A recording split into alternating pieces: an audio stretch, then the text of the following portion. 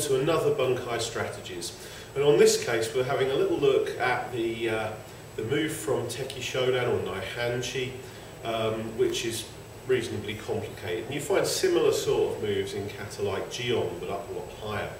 So we're looking at the section from here where we get this arm injected, pulled back and pushed back in. And of course the answer to what that move does are going to be wide. There's a huge variety of things that you could do with it. So let's start out with why we might do this section.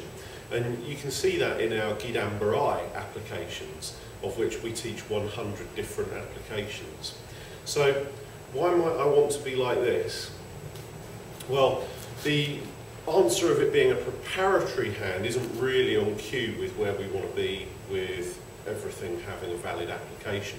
So let's put it in a combative kind of context.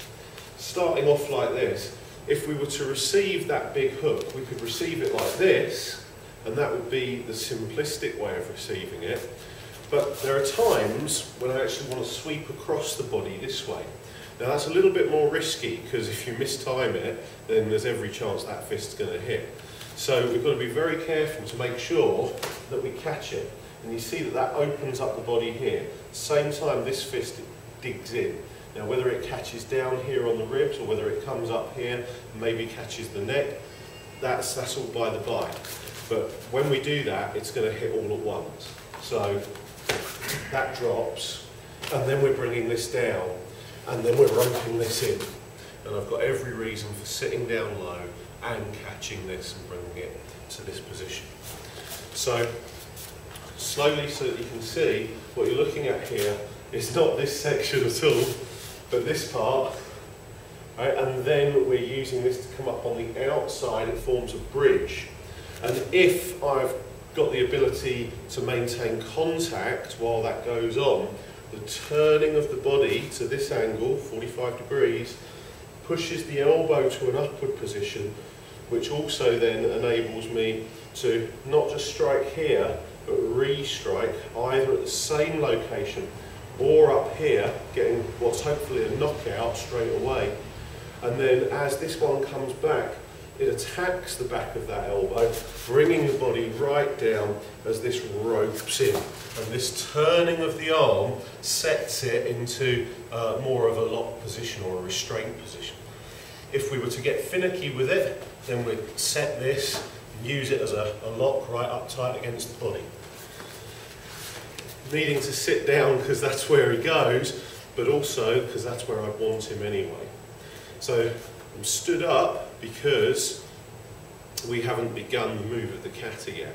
As soon as the kata starts, I'm going to be dropping down, seizing, and then I'm using the stance that the kata gives us.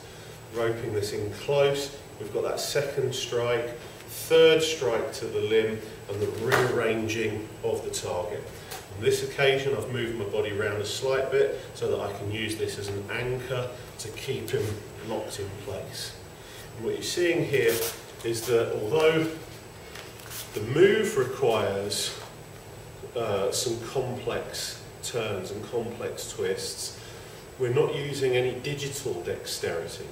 So it's not that I grab his hand and turn it over, because as we know, once things really kick off, digital dexterity is the first thing to go.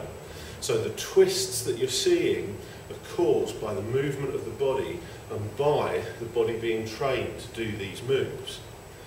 So is this the original application? Probably not.